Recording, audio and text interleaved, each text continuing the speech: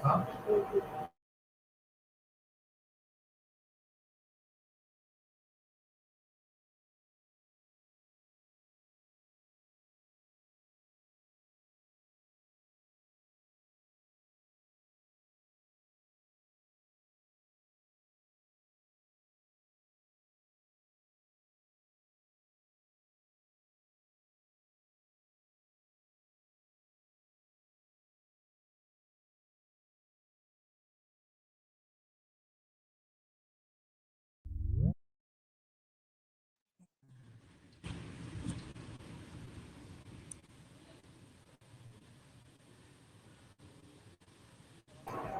hello.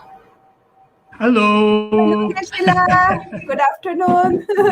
Good afternoon. Namaste. Namaste. Yeah. How are you? Fine, thank you. Good. So it would have been nice if you had come to Goa, but unfortunately, the COVID cases have increased a lot. Exactly. Yeah, Yes. Yes. yeah. Yeah. We So made the right decision not to yes, come. yes. Yeah. I mean, at monastery, still we are in a mode of lockdown since last year. Okay. So the monks are not allowed to go near towns or cities unless if they need to go to hospital or anything like that. Okay, but you So had some cases in the monastery? we Have there been? had You last had? year, Okay. last year, not recently, last Okay, year, okay. yes. Huh? Oh, it's on live, so we'll talk later. Okay, yes, Yeah. sure. Okay.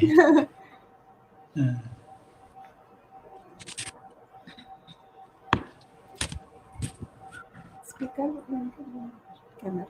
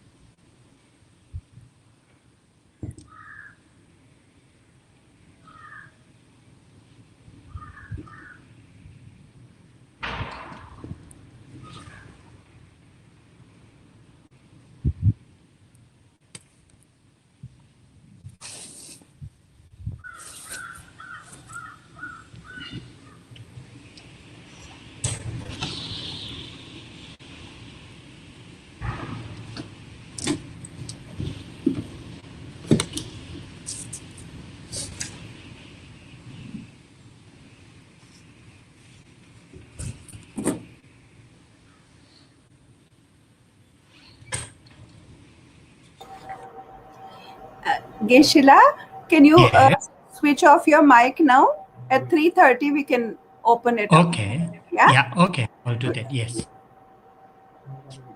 And video also. Geshila and the, yeah, thank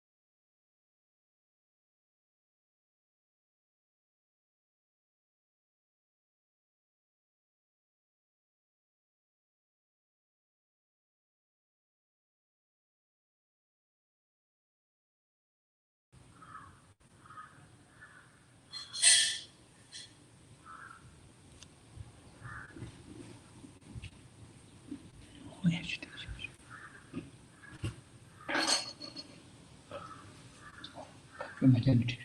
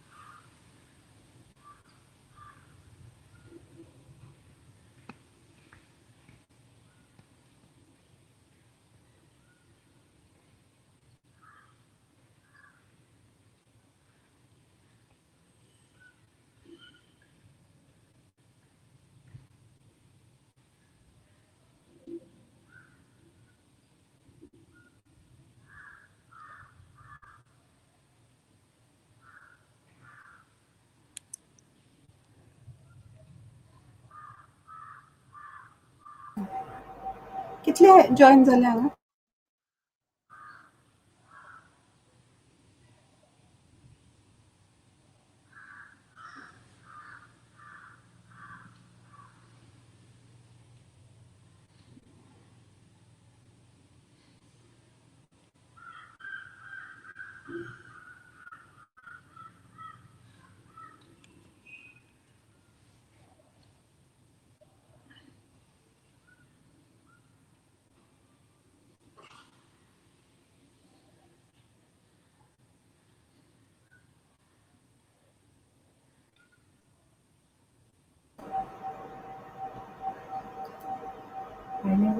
Yeah.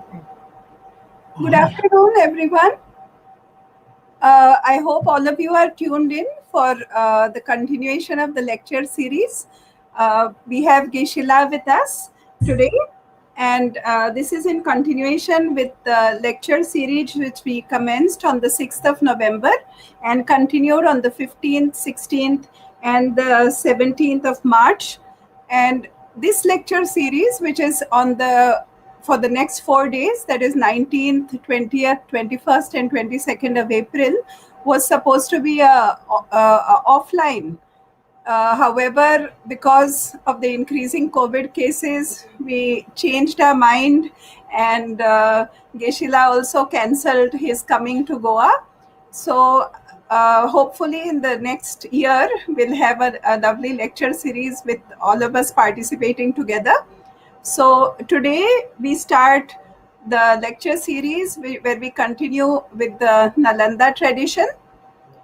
So I'll put the screen up. Video with the Nalanda screen up.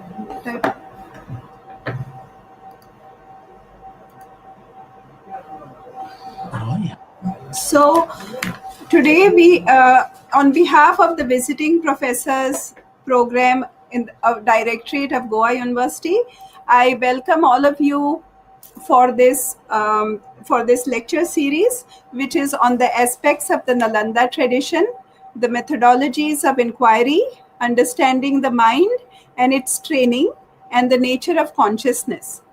So just to tell you a little bit about our speaker today, he is Ben Khampo Tashi Tsering. So Geshe Tashi Tsering was born in Purang, which is in West Tibet, in 1958. And at an early age, he fled to the Himalayas with his parents and his brother to escape the occupation of his country by the Chinese government. And afterwards, he received his early education in schools run by the exiled Tibetan government in India. And his family moved to the refugee settlement in the state of Karnataka. And in 1970, Geshe Tashi was among the first to become a monk at the newly established exile Sera May College of the Sera Monastic University.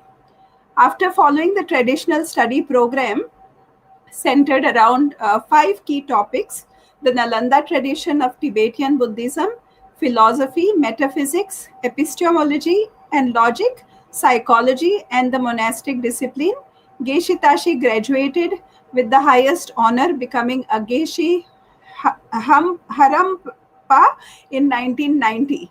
He went to study at the Kyoto Tantric Monastery from 1990. Geshe Tashi has been teaching in the West since 1991, first at the Nalanda Monastery in France, and then from 1994 to 2018 at the Yang Buddhist Center in London. He has also been the main teacher at the Jamyang Buddhist Center in Leeds. Geshe Tashi has created the foundation of Buddhist thought uh, and and of the Western mindset, and for his ability to present the most complex Buddhist teachings with clarity, authenticity, and sophistication. He has a rebellious streak and a naughty sense of humor. Uh, he's a MA in social anthropology at the School of Oriental and African Studies of London University, graduating in 2017. In May 2018, Geshe Tashi Tsering was appointed the 91st abbot of Sera May Monastic University by His Holiness the 14th Dalai Lama of Tibet. He is also a recipient of the Order of the British Empire, OFE. We also have with us Dr. Anita Dudhani, who's a follower of Dalai Lama, and she's by profession an allergist and a clinical immunologist, and she's been involved in actively facilitating this establishment of the Dalai Lama Chair for Nalanda Studies at the Goa University. So I welcome Geishila for this talk, and I give the floor to Geishila. And here you can have a glimpse of Dr. Dudhani here with us. Okay, so I give the mic to Geishila and request him to start his lecture. Thank you very much and welcome all of you again. Oh, yeah. Thank you very much. Once again, giving me this opportunity to share some of my understandings and studying in the Nalanda tradition in a variety of fields, mainly from the Buddhist point of view.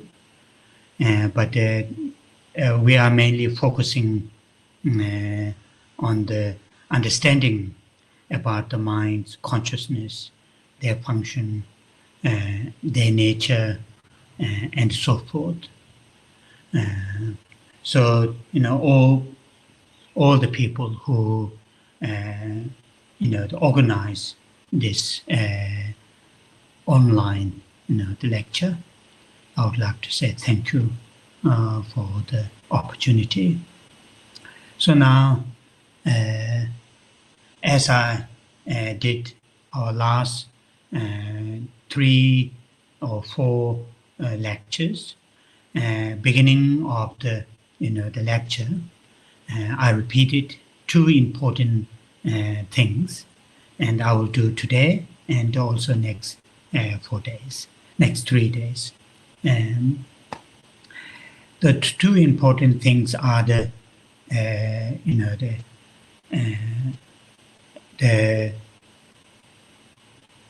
analyzing or checking our intention, how we are going to spend our day or week or months or years or decades, how we're going to spend our life. And that is something, these Nalanda masters, like it started from the Buddha, and these Nalanda masters have realized extremely helpful and useful to make sure our intention, our motivation, that how we're going to spend the day, and setting that a positive, a constructive motivation in the morning or at the beginning of an event is very, very, they found very helpful. And this tradition, continuing from those great Nalanda Indian masters to, to Tibetan and up to the present time. And this is which I have shared with you. And as I sincerely suggested, try to experiment, because the nature of this lecture and these lectures are not really saying this is how it is or so on and so forth. It is mainly to people to learn, to investigate, to analyze, to examine, and then if there is something useful, helpful to oneself and to others, then try to apply that in our daily lives. So therefore, at the beginning of this lecture, I would like to suggest to the people to set a positive, a constructive mind to join, to listen, to contemplate, to reflect on what is said during the lecture. And, if your intention to join the lecture is in a positive, constructive, that will be very, very helpful. When I say positive and constructive, I'm not talking about from the religious point of view, in a common sense. These Nalanda masters have found basically we all, regardless of different backgrounds, regardless of different upbringings, that we all have potentials, we all have seeds to experience, many layers of positive and constructive minds, regardless of different backgrounds. Only question is how much we explore, how much we,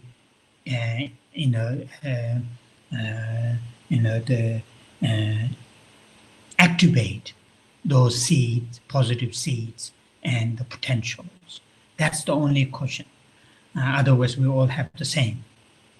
And this is which I really, like to encourage people to do that. If our intention, the motivation, is not in a positive, not in a constructive, then, very deliberately, very intentionally try to bring a positive, a constructive mind, or as just a neutral, very open, neutral mind. That will be very helpful. So, this is which we should experiment during, maybe next coming weeks, months, morning when we woke up, 1 or 2, 3 minutes to spend that kind of time, invest that kind of time to set a positive mind intention how we are going to spend that particular day, regardless of different commitments, different, the activities that we are going to do. But, set a positive mind intention, I'm going to do this. So I usually suggest, and that some of these great Indian masters, Nalanda masters have suggested, a positive, a constructive mind, minimum, thinking, setting the mind intentionally, deliberately, I'm not going to harm others' life, others' status, others' environment, others' livelihood. So that kind of, that is the minimum that we all are able to set. All are able to have that. And that is part of, something which our today's also a topic that I have prepared to talk. And then this another second point is, once again, you already heard from me, and I'm sure you have heard from other great teachers. That is, nurturing nurturing or enhancing, within our mind, within ourselves, that a calm, a relaxed, a focused, clear mind. That kind of, our general states of mind have that kind of qualities of calm and, qualities of clarity. Calm in the sense not to be easily disturbed by the small external situations. Though externally things are tough, difficult, challenging, but our minds are not to be easily disturbed by the external, the conditions. That is meaning of calmness, or sometimes called very relaxed. Relaxation has many different levels, many different interpretations, but the relaxation in this case, in this context, not to be easily disturbed by the external conditions. And the clarity in the sense, that have the, full awareness, full alertness, fully alert, but same time not to be disturbed by the external conditions. And that kind of mental quality is something very, very helpful and useful. These Nalanda masters have advocated again and again and again to, so I would like to repeat that again. And this is again part of experiment. People who are listening, people who are join this course, to really experiment. How does it work? Just giving 3-4 minutes in a day to cultivate a calm and a clear mind using your breathing, or simply gazing to a beautiful image, any kind of image will do, or just listening a simple sound, like for example in the Indian tradition, maybe all the Indian ancient spiritual tradition, like a syllable om or hum, something like that will be very, very helpful to do that. So therefore, sometimes I use this word, which is not very nice word, but people understand quite easily. Invest that kind of time. So those are the two things which I have said before, and I repeat it again today. So now, part of today's and tomorrow's my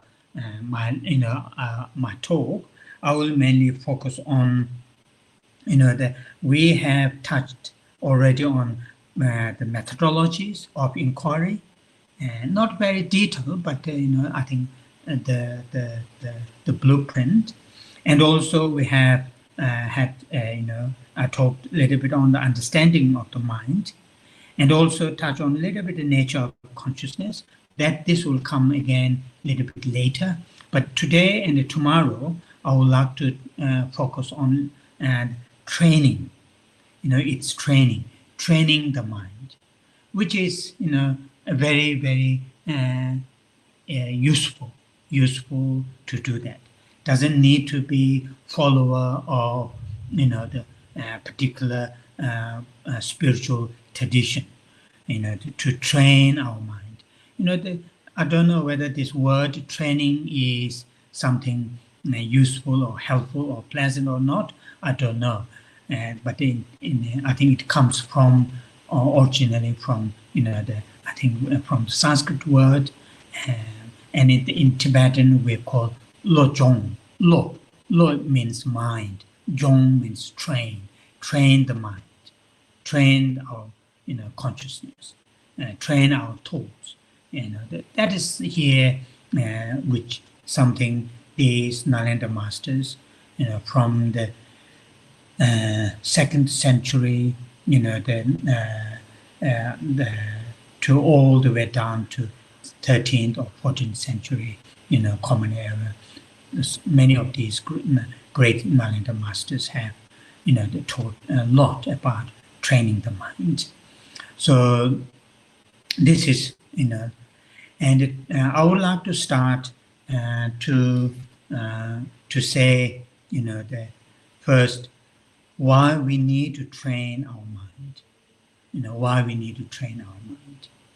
Why we need to train our mind? We need to train our mind because these Nalanda masters have recognized, have realized within our minds, we use that term, or consciousness, mental consciousness, there are varieties of variety aspects of consciousnesses.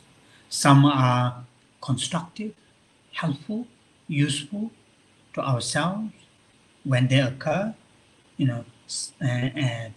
helpful to ourselves and helpful to others. Some are not very helpful, destructive, unhelpful. The term is used negative when they occur, and many of them are both sides, constructive and destructive. Those varieties of consciousnesses within our within our psyche. Many of them are deep rooted, very much ingrained in our conscious. Within our conscious. So because of that, when the situation conditions are met, they quite easily occur, arise, and then our actions of the body, speech, and mind, are driven by these mental states. So for example, which I'm going to talk this little bit, and not tomorrow or day after tomorrow, for example, in the group of texts written by these great Indian masters, Nalanda masters, are called Abhidhamma texts. Which has several amazing texts, such as the 4th century, these two brothers, Asanga and Vasubandhu, they Abhidhamma texts. So in those texts, they listed, for example, they listed 11 wholesome or constructive mental consciousnesses, and also they listed the 6 unwholesome or unhealthy, the term is used, root afflictions. Root, R-O-T, my pronunciation is very strange, root afflictions, and the 21 secondary afflictions in the sense unwholesome, unhelpful, and so on and so forth, like that. So therefore, from these great Indian masters' understanding, what we have here, mental state or consciousness, is not just one lump of thing or the mental event. There are very many varieties of mental states, most of the time in a form of seeds, propensities, or sometimes we may use unconscious state. When the conditions are met, then they occur. It depends on the first of all, it depends on the situation or the conditions, and secondly, individuals, what you call the ability to in order to understand, to understand or to realize, when the constructive, the positive, wholesome mental states occur, or when the unwholesome or the destructive affliction, when they occur, being able to aware of that or not. So that because of that, the training the mind is very, very helpful and useful. Why? Because by the nature of the mind, those unhelpful, unhealthy mental states, consciousnesses can be reduced, can be minimized, and these masters have said can be completely eradicated from our psyche. And on the other hand, those helpful, useful, those constructive mental states can be enhanced, can be cultivated further to make part of our daily mental states, our daily way of thinking, way of feeling, way of experiencing the world. So therefore, the training here is something which we should that these great masters have said we should apply. So that is something, the first thing I would like to share with you. Think about here within us, the state of minds or consciousnesses, varieties of consciousnesses, varieties of mental states are here within us. Of course, these what you call their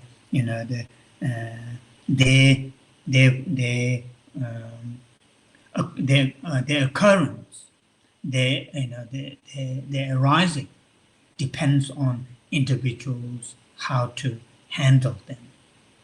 Basically,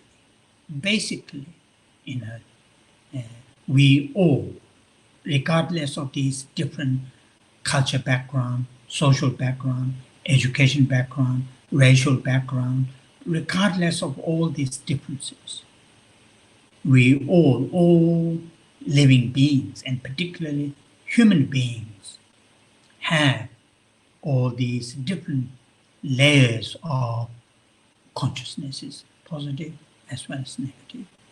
And these can be that things, consciousnesses that we would like to enhance can be enhanced. It is the matter of application. Consciousnesses, mental state that we would like to reduce can be reduced. And that kind of flexibility is one of the characteristics of the mind, of the consciousness, which we have mentioned briefly one of our previous lecture. So that's something. Now then, to train our mind, on the one hand, to enhance those positive, constructive, on the other hand, to reduce those unwholesome, unhealthy. So here, positive and constructive, or on the other hand, negative and destructive. I'm not describing from the Buddhist religious point of view. We can understand. We can quite not quite easily some of those the mental states, whether they are constructive or destructive. If we pay close attention, we can understand quite easily. We don't pay that much attention. Only when they occur, we think, jealousy is in a full, operation at this stage. only when they occur. But otherwise, we don't pay that much attention. And that is, the some of the mistakes we make. Now, what we need here, I'm going to talk now, is a strategy. A strategy is needed.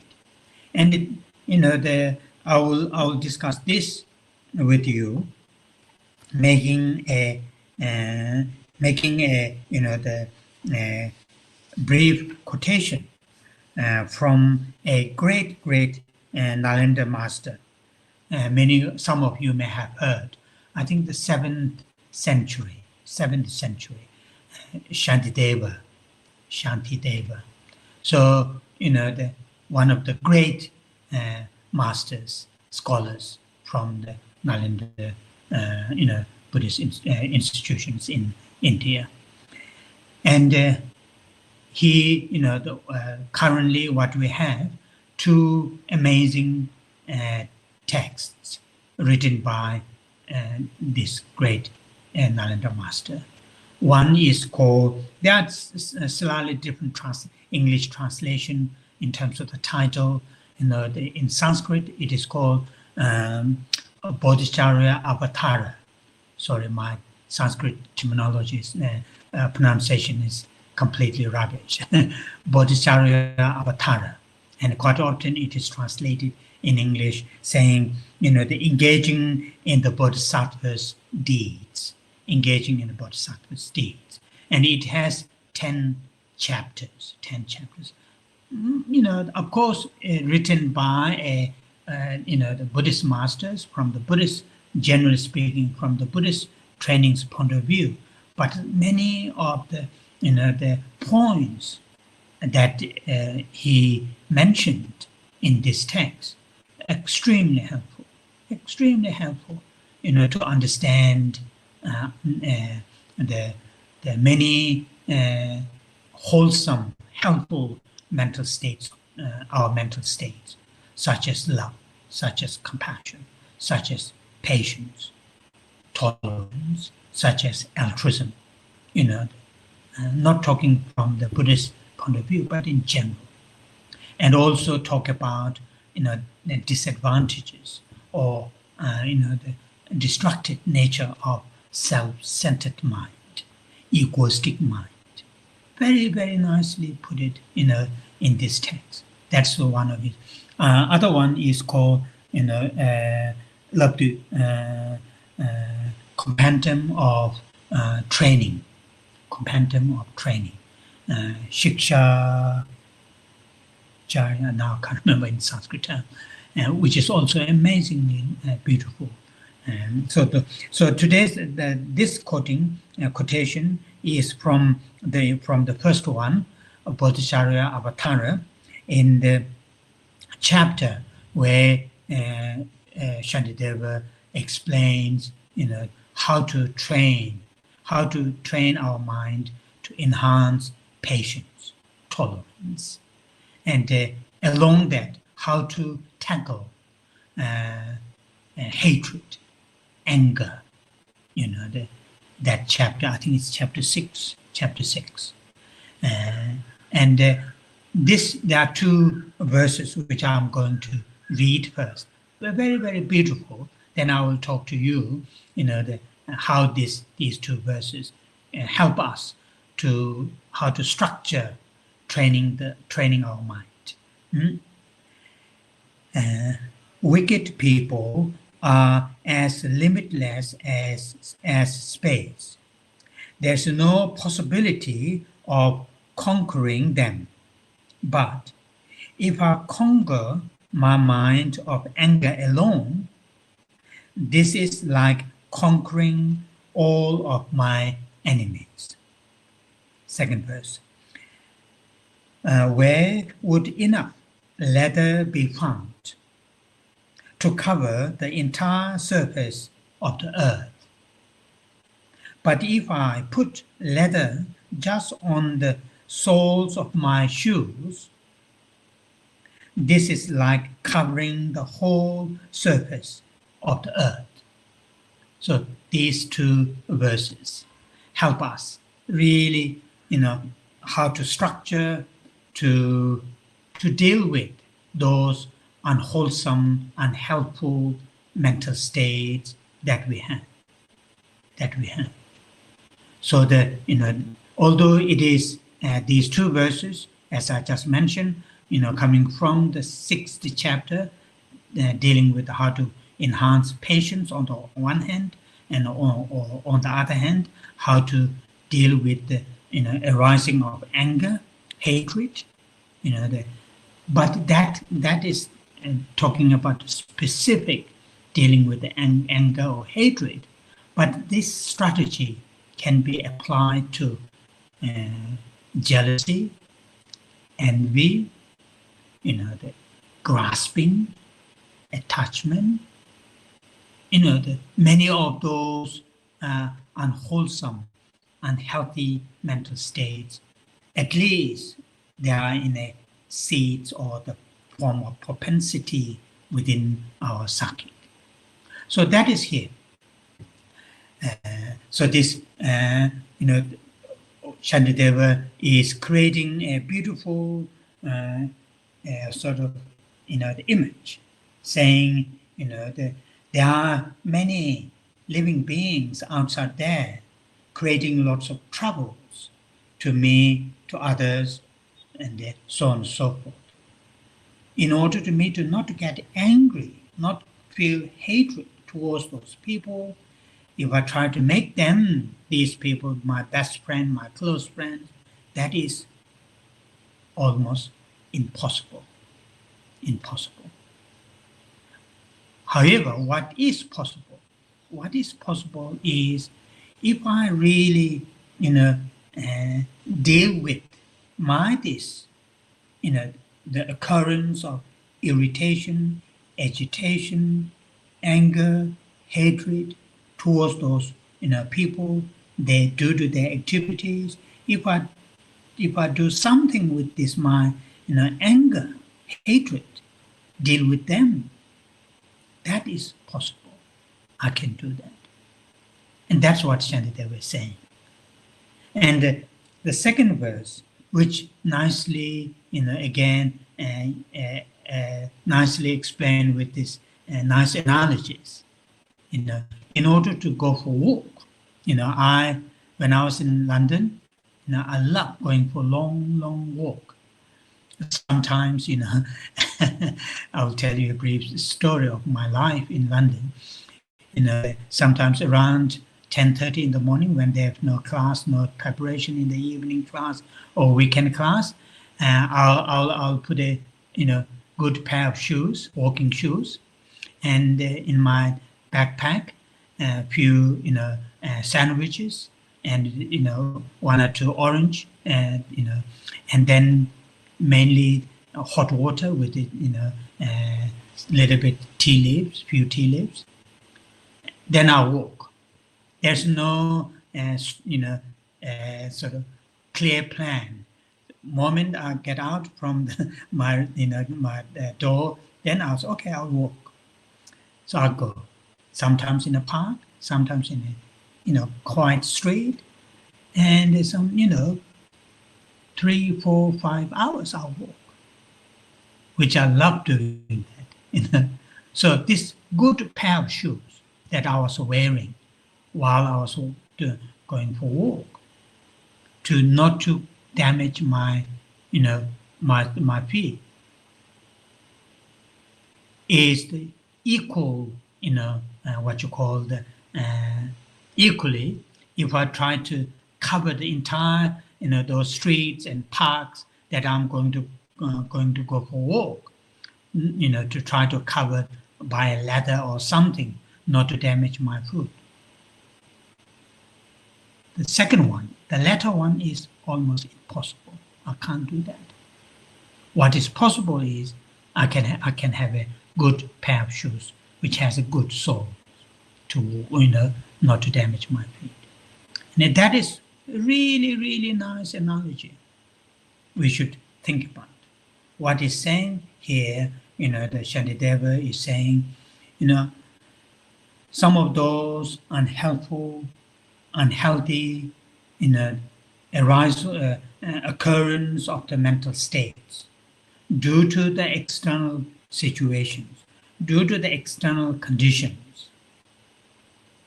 We will struggle to sort it out, those external conditions, us not to feel anger, jealousy, envy, hatred, attachment, craving, clinging. That is impossible. What is impossible is to work with our minds, with these unhealthy mental states. That is possible. That is possible. So, therefore, that should be the strategy. That should be our strategy. That when we think, okay, training the mind, working with our mind, my mind, to enhance wholesome, helpful mental states, such as love, compassion, altruism, the patience, tolerance. To do that, to enhance them, trying to sort it out outside things and events or the beings is impossible. What is possible is here to nurture them. Patience, tolerance, the detachment can be cultivated within. Same on the other hand, those unwholesome, unhealthy mental states, occurring, arising of them, we can't sort it out outside conditions, not to occur those unhealthy mental states within ourselves, but what we can do, work with them within ourselves, that is possible. So, this is amazing, beautiful, the strategy which very, very helpful. The centuries after centuries in India, and now I'm talking about the Nalanda tradition in Tibet, use these kind of methodology, use these kind of techniques, to enhance. So that's one thing I would like to share with you as a general strategy, how to train our mind. And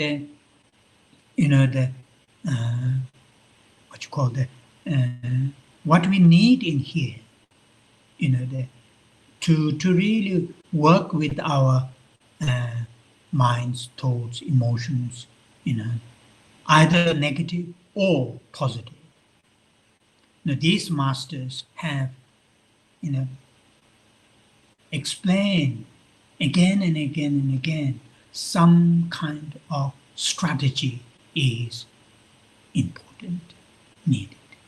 As His Holiness the Dalai Lama says very often, that in order to understand our thoughts, emotions, and these more in the detail, more in the depth, what we need is we have to have a map of consciousness, map of our mind.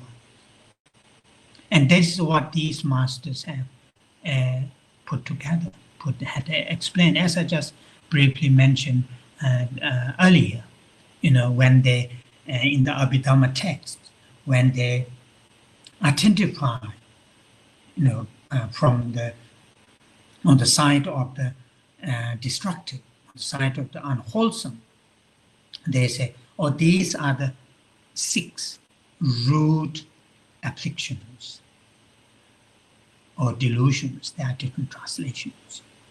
6 root afflictions. And then they say, there are, the secondary afflictions, and so forth.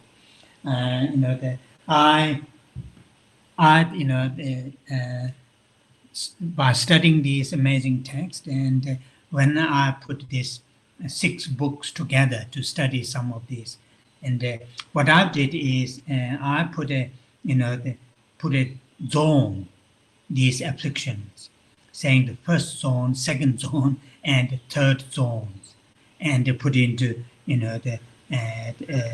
yeah. So, I mean, I was going to send this, but then I wasn't sure whether I'm allowed to do this because of the copyright of my publication. So I can't dare to send you, but maybe in the future we can draw this. So like that, I have put it this, which is very sometimes very helpful to look at, into zones, and so anyway, so these great masters have really put it. So those are the something what we need: strategy and mapping, and then dealing with them. So that's the first thing which I want to share with you. So these two verses from the Shantideva, Guide to the Bodhisattva Way of Life, that he mentioned. Now then, another important thing here as a strategy is mentioned in, I think in Vasubandhu, as I briefly mentioned earlier, I think 4th or early 5th century, and there were two brothers, Vasubandhu and Asanga. And Vasubandhu had written this Abhidhamma text called Abhidhamma Kosha. It has 8 chapters plus one auto commentary, and 9, sometimes counted as a ninth chapter. And in that text, there is one verse which is again very, very beautiful as a understanding the strategy to build when we are training our mind. And it is said this, in Tibetan, "Taje pangpa mayindang, yune nyawar nepatang, sushing mayin yijele, nimong yune sangwayi." There are 4 lines. Taje. So this, as I mentioned earlier, the 6 root afflictions are not abandoned. So in other words, within ourselves, these like Vasubandhu, he understands within ourselves these 6 afflictions, root afflictions, such as attachment, aversion, ignorance. That I will not go on, which I will look at later, maybe in our 3rd day from this serial. So saying the first line, these 6, the root afflictions are not abandoned. In other words, these are present within our psyche. The us, for example, myself, constantly encounter the objects, the things, the events, conditions to trigger my attachment, to trigger my anger, to trigger my ignorance. External conditions are there.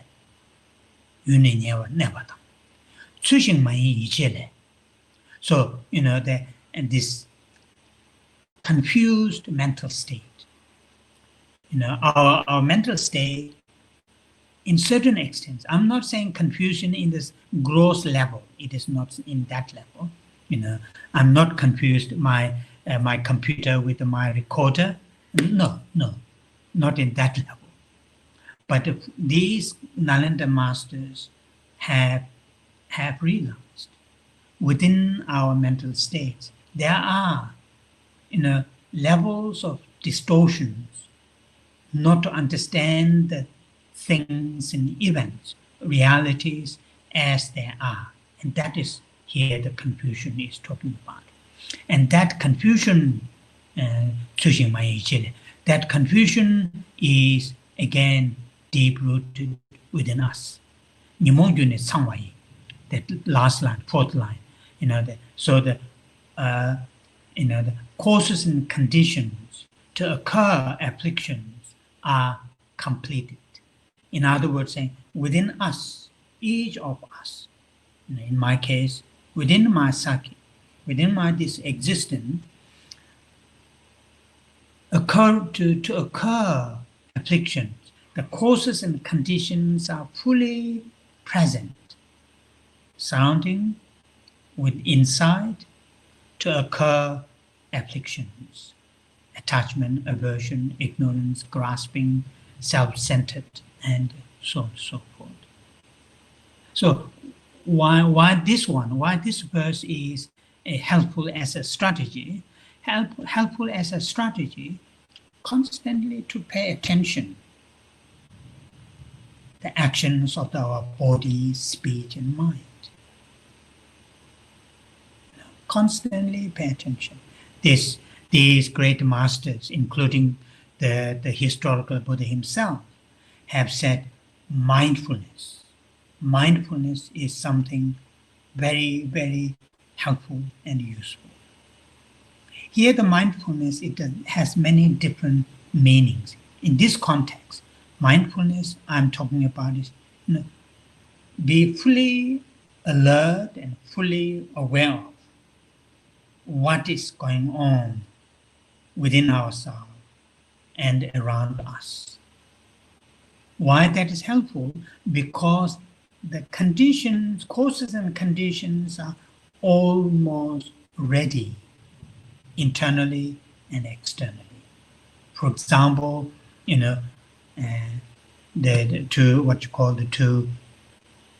to occur grasping, craving, clinging to things, events, what we have, what we like to have, what we want, more what we want. External things are there. Beautiful, the good, extremely powerful computer, and beautiful, so on and so forth. So internally, grasping, craving, clinging is within our psyche. We haven't abandoned them. And fundamental confusion is also there. This is what. So therefore, not to trap, not to constantly, not to become slave of these unhealthy mental states. So saying to pay attention. This is the situation. Therefore, and that's another strategy. And this is what here the mindfulness, conscientiousness, these mental states are very, very helpful. And the Nalanda masters, like for example, 11th or 10th century Kamalashila, who came to Tibet, talked a lot about the mindfulness, conscientiousness, so that those are the things. This another strategy to think. Here don't need to put ourselves down. Don't need to think how bad I am. That is not their point. And that's not their point. Here it's not saying, oh, I have so many, unwholesome, unhealthy mental states, so how miserable I am, how bad I am. No, that is not the point. The point here these masters are raising is saying, be alert, be aware of the conditions, external, internal. So that is another very, very helpful, strategy. So, okay. Now then, the 27.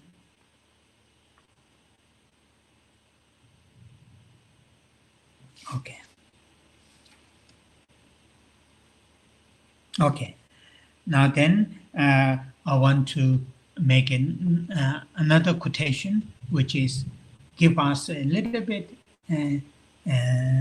taste of, how these unhelpful, unhealthy mental states, sort of constantly, continuously occur within ourselves. Is there any starting point? And so on and so forth. In this context, this great, another great Nalanda master, Dharmakirti. You may remember,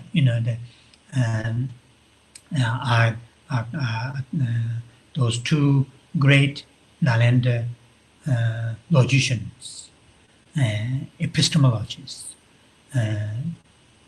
5th century or late 4th, early 5th century, Dignac, and around 7th century, Dharmakirti. Both, the Dignac was a little bit earlier and very much, put together the,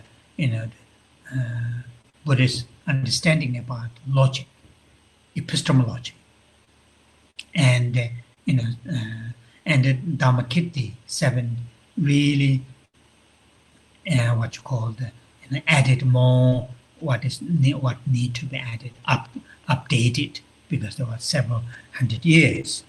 So in Dharmakirti's, in his exposition of valid cognition, Pramanavartika,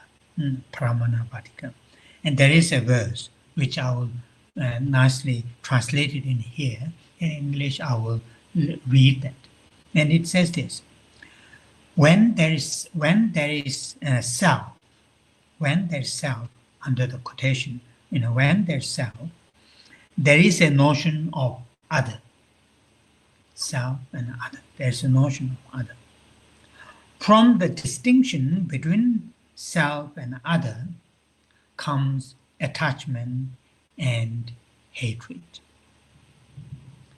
Fully linked with these two, all forms arise. So this is, a little bit from the Buddhist point of view, but it is something useful for us to explore. So in other words, when there is a self-grasping, then there will be a grasping of others. These two are, us and them. When there's us, then there must be them, otherwise there won't be us. So within our psyche, within our conscious, if there is a notion of self, I, there will be definitely concept of others.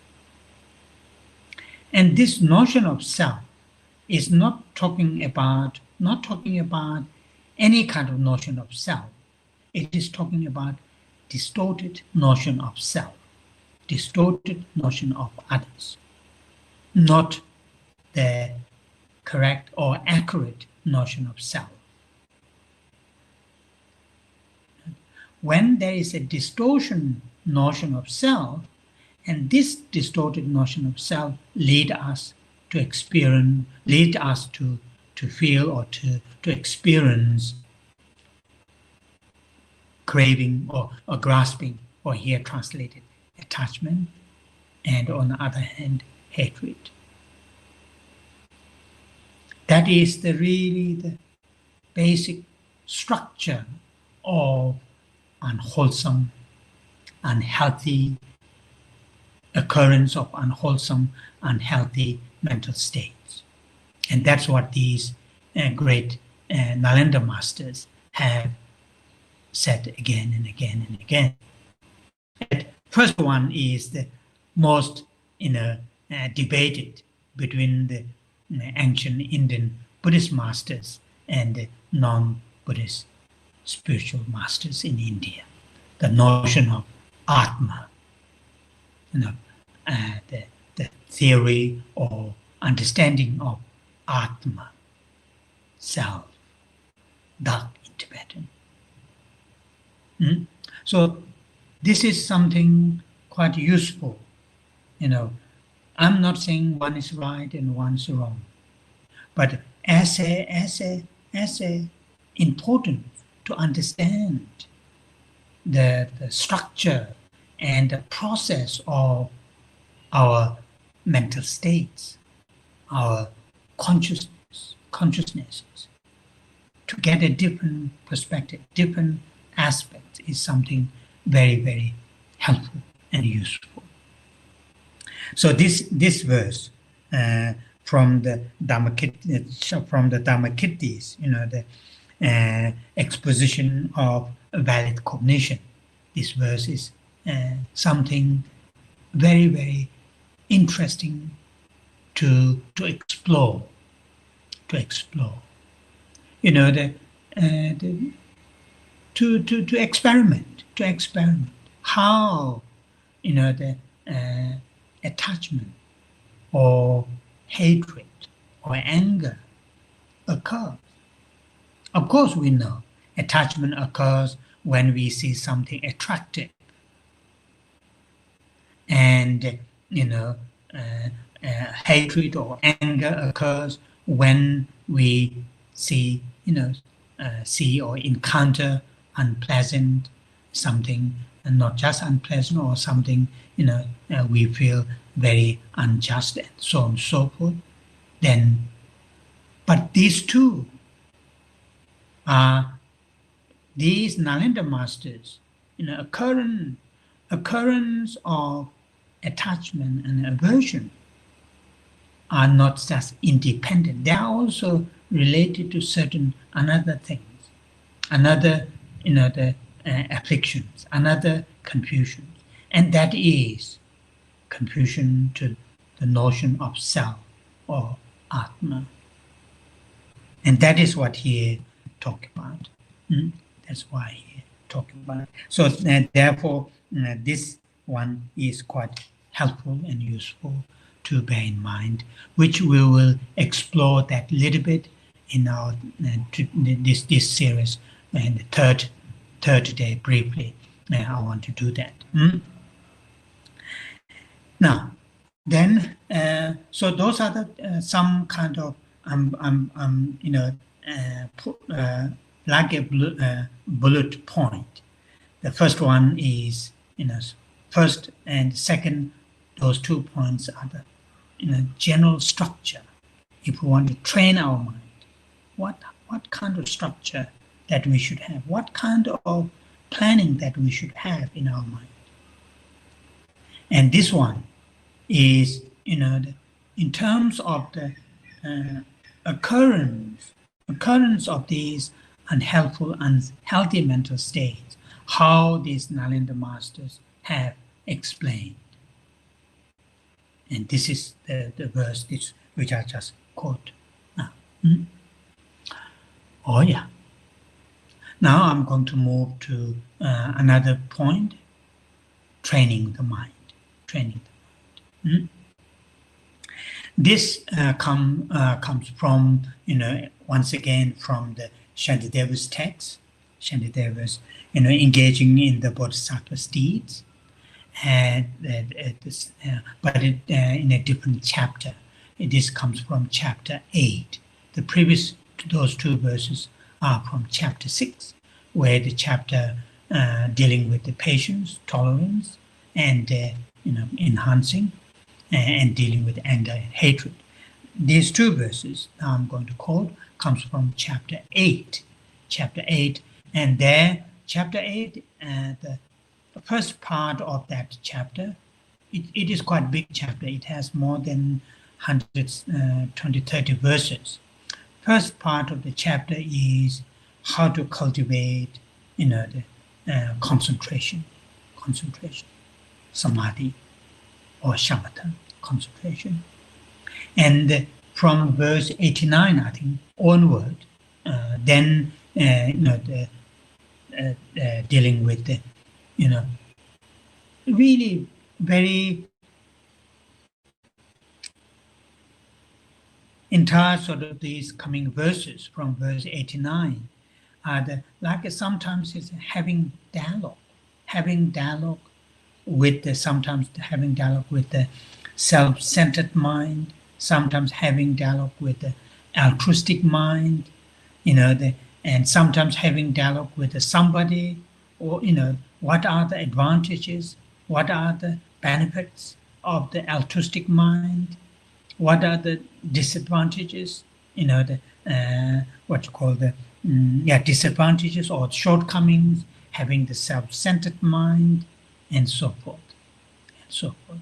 And those verses are very, very beautiful, written by this great Indian master.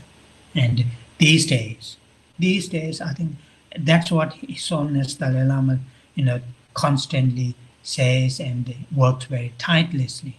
We must bring some of these great Indian masters, the understandings, their, methodologies, their, the advice to bring to the 21st century, which is helpful. Okay, so I'm going to read two verses from this chapter 8. I think it is, chapter 8. In that both myself and others are the same in wanting happiness. What is so special about me that I strive for my happiness alone? And the next verse. In that both myself and others are the same in not wanting suffering. What is so special about me that I protect myself but not others? So those two verses are beautiful, Their meanings, whether we are able to apply the meaning of those two verses in our daily lives or not, but just thinking about the meaning of these two verses are very, very beautiful and very inspiring. So sometimes, the meaning of these two, for example, meaning of these two verses may go against to our common sense, our common, thinking, common thinking. But sometimes our common thinking and commonly accepting agreements are also very much wrong, mistake. When we think long term, when we think for many, when we think something beautiful like love, compassion, altruism to be cultivated, and many of our commonly acceptable, commonly thinking that's right, that's how it should be, those are wrong. And here, these two verses, and it is true when we think, contemplate, analyze, deeply and thoroughly, what is really, difference, myself and others, after all the surface differences. When I was in London, when I lead classes on these topics. Although I don't think it happened. Reality, I don't think it happened. People who come to come to the classes, and I don't think they have done at all. But I tease them, saying just the center where I lead classes for nearly 25 years, and particularly the second center, quite situated between 3 London Underground stations. There are close by 3 underground stations. Underground, this what you call the metal, and they call underground stations. And of course, people take the undergrounds, particularly morning rush hour, afternoon rush hour, unless you have to go, otherwise avoid it. Very, very, crowded. So I jokingly and also out of curiosity, I said, just go to wait at the gate of the underground and ask, maybe 15, 20 people, like, do you want happiness? Or, do you don't want unhappiness, suffering? Like a survey, do a survey. Then you will understand. I said that. I said, if you do that survey, if you ask 100 people, I would guarantee, if not 100%, but at least 99% will say, yes, of course, I want happiness.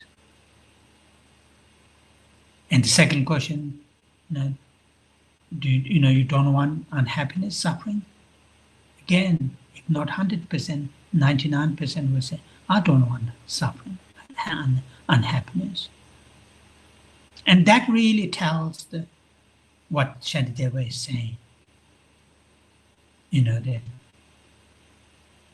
myself and others, in the deep, deep, deep down, of course, the happiness and unhappiness can be, in the surface, there are many different, there are differences.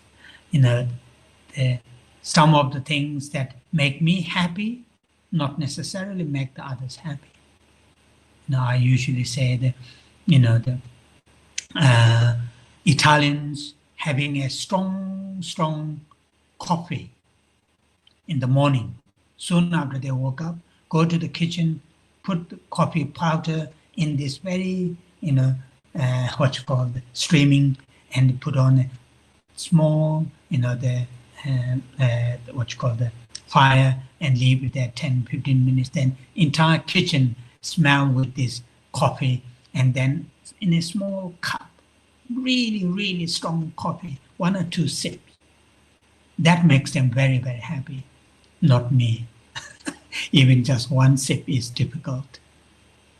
But these are the differences. These are just surface differences. But in the deep, deep, deep down, what Shantideva is saying, there's no differences whatsoever. I want happiness. So do you. All living beings. I don't want unhappiness, suffering. Neither you nor all living beings. And those are the something important points that we usually don't ask that much. We don't ask these questions. We don't contemplate, reflect on these profound questions. I usually sometimes say, really, life-changing questions. We don't ask that much. But these Nalanda masters have done. And something very useful to do that. Okay, so I'm going to leave it here in case if there are some questions people like to ask. Is that possible? We have some questions for you. Yeah. Dr. Dudhane will proceed with the questions. I'll give the mic to her. Yes. Yeah. It's difficult to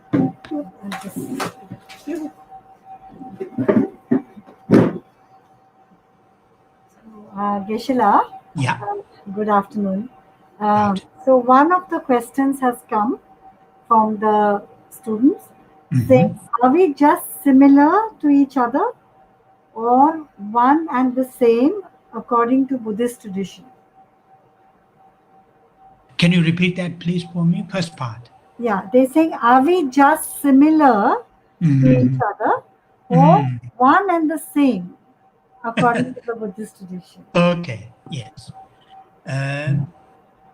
Okay, so this is a little bit on the philosophical questions.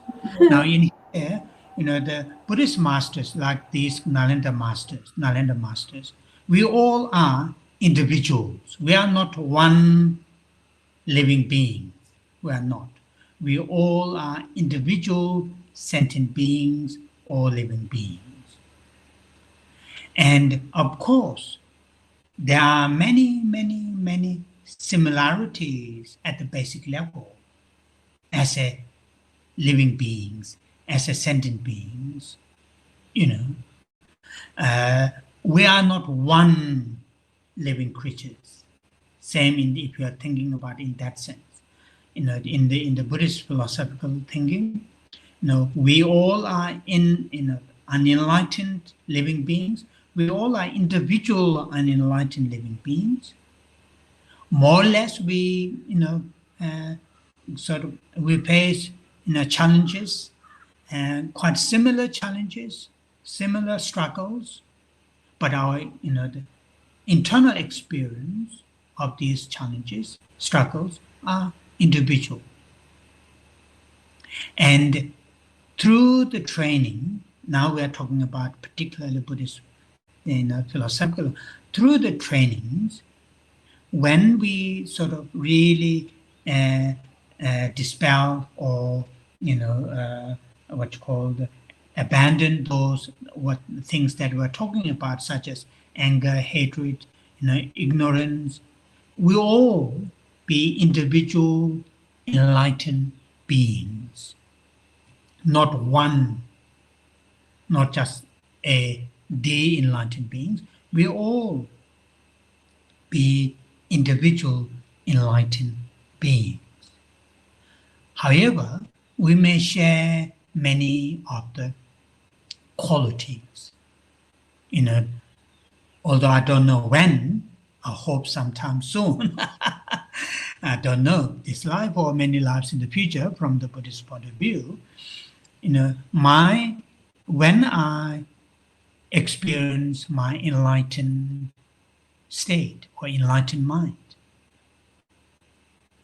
many of my qualities of enlightened mind will be very similar to the historical Buddhas, Gautama's enlightened qualities of the enlightened mind, such as love, compassion, altruism, wisdom.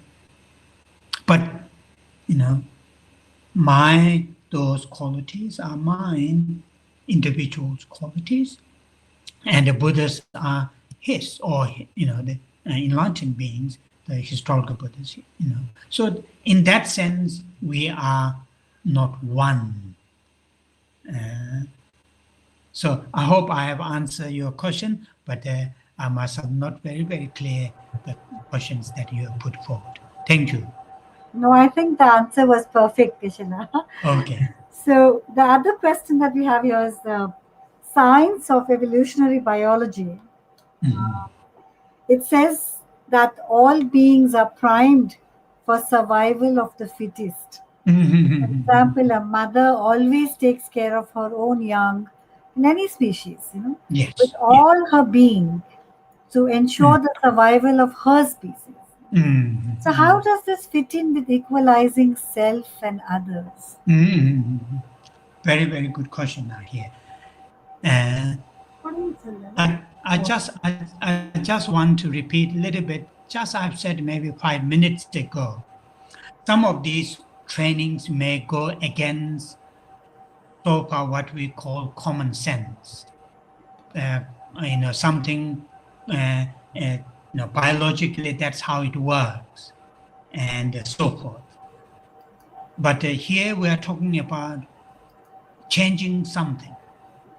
In this case, through the training to change our way of thinking, way of experiencing the world, internally and externally. And that is something we may need to think about. It is true, what is named the great Buddhist British that who started the Charles Darwin. Darwin Darwin. theory, the strongest, the survival theories, that what, the biologically, when they analyze, but again, training is sometimes training, to goes to the, goes against to the natural what we are doing, and may need to do that. We do not need to accept, oh, this is the natural, although I'm not saying, biologically that is how it is still debatable. For example, His Holiness Dalai Lama and many other, contemporary philosophical thinkers, I don't know the biologists, but philosophical thinkers, they say, the basic nature of human beings, or many, maybe beyond him, but basic nature of human beings are compassion. So therefore, even if that's the case, the mother really cares her offsprings, and to really to nurture her offsprings, she's need to sacrifice our own life, or to attack other living creatures, so on and so forth. That might be the case. However, what we are thinking about is something which at this stage it is not naturally occurring, naturally happening, something through the training, do it slightly different to benefit to ourselves. At this stage, self-centered might be the very much natural occurrence of our mental state, and also occurring anger. We may feel we are protecting ourselves, and holding, grasping, craving, we may feel very it comforts us, secure us, sense of security. But in long term, these are not very helpful. These masters have said. Here is really something the questioner is really good, very good question. We need to look at all those things, and then pros and cons, analysis, investigation, the research, they need to bring to, the conclusion, or something that we to put into practice. Yeah. Thank you, Geshe-la. There's one more question from a student, but I'm not sure that it's valid here. Okay. But I'll ask it anyway, and maybe you can answer it later, maybe. Okay. So they're asking about the consciousness. Is there consciousness without soul? Okay. Atma. Okay. Atma Okay. or soul? Okay. So Yes. they're asking if can there be consciousness without an Atma? That's what Okay. Now, that is really very much philosophical question. From the Buddhist point of view, it is perfectly possible. It's perfectly possible. It is perfectly possible without Atma. So now, what is Atma? That is the thing. Here the Buddha is saying without Atma, that Atma is talking about some kind of, the intrinsic, some kind of inherent, some kind of independent entity of I, or the self, or Atma. Without that kind of Atma, consciousness is possible. However, consciousness only existed within the living creature. Without a living creature, consciousness consciousness cannot be existed. consciousness is only existed within the living creatures. So that is something which I want to answer. Yeah. Okay. Thank you, Geshe-la. Those are the Thank three questions for today. thank you. Thank you. Um, and I'll let Dr. Savita say the final thank you. Thank you. Oh, yeah. So thank you, Geshila, for your beautiful, kind words today. And I mean, it was very easy to listen to, but quite difficult to practice some of the things because you have to have a total control over your mind. Yeah. I thank you very much, and I thank all the people who have been online attending this lecture, and I hope all of you join in tomorrow at 3:30. And also my thanks goes to the Vice Chancellor for all the encouragement in organizing this event, and especially the DDLI, which is the Directorate of Digital Learning, which I've never thanked previously in the lectures, but they've been the core, I mean, right, the backbone of all these lectures, organizing everything very smoothly for me.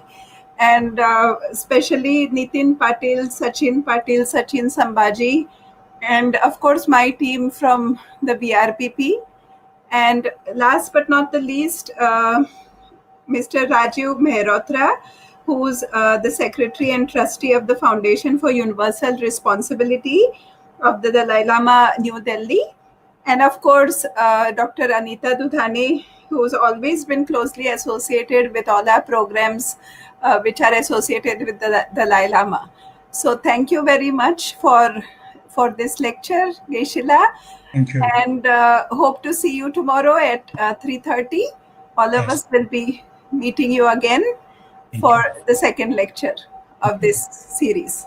Thank you. I'll Thank see you you very tomorrow. much. Thank you. Yes. Thank Thank you, you. Geshe-la. Thank you. Thank you. Bye-bye. Bye.